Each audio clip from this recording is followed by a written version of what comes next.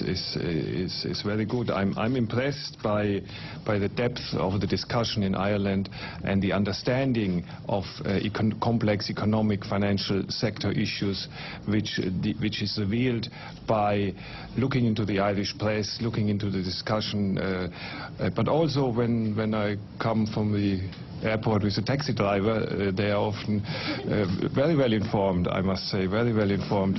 So I think that is a good sign that here we have an open discussion. It's a difficult adjustment process, but there is an open debate, and there's a debate where economic arguments play an important role, and I think that is how it should be.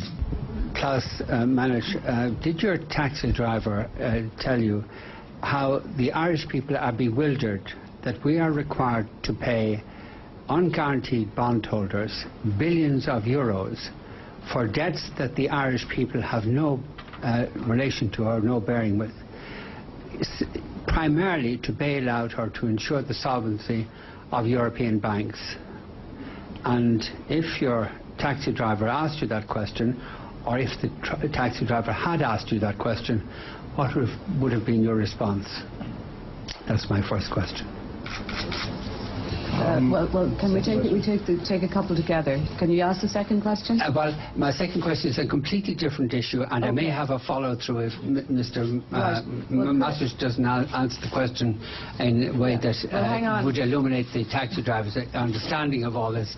I would have a follow-through question. Right. Can I ask you then to pass the mic, and we'll come back to you for the second question? Yeah, well, if you don't mind, that's a way of breaking up the exchange, and I would prefer if it went this way. We have a tradition in Irish journalism that we pursue issues, and that when somebody doesn't ask a question, we follow through on it, and I hope that tradition will be respected on this occasion. So could you answer the question? Yeah. Mr. Vincent, I have answered a very similar question of you. I think it was 2 reviews ago. You addressed the question. You addressed the question previously. I addressed the question. Yes. I answered it.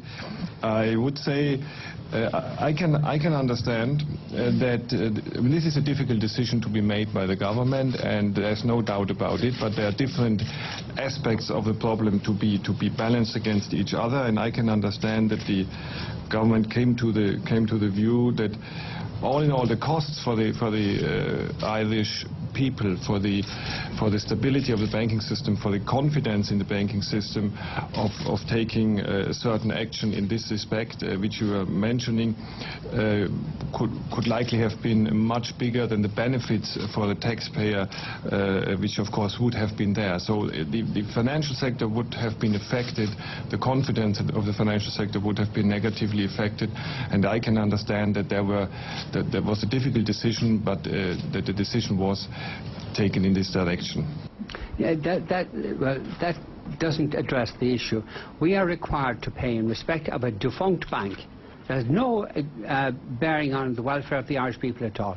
We're required to pay in respect of this defunct bank billions on unguaranteed bonds in order to ensure the health of European banks.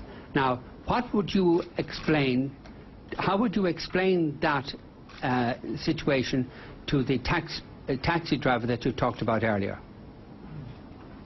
I think I have addressed the question. No, you haven't addressed the question, because you've referred to the viability of the Irish financial institutions. This financial institution I'm talking about is defunct. It's over, it's finished.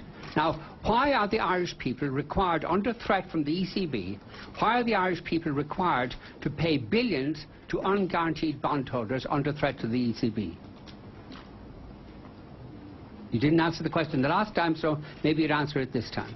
Well, I think he doesn't have anything to add to what he's already said. Sorry, this isn't good enough. Sorry, this isn't good enough. You people are intervening in this society, causing huge damage by requiring us to make payments not for the benefit of anybody in Ireland, but for the benefit of European financial institutions. Now, could you explain why the Irish people are inflicted with this burden?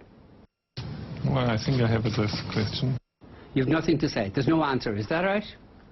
Is that it? No answer? I have given an answer. He's given an answer. You have given an answer that doesn't address the question. That's your view? That is my view, and I think it would be the view of the taxi driver and the view of our viewers tonight. Right.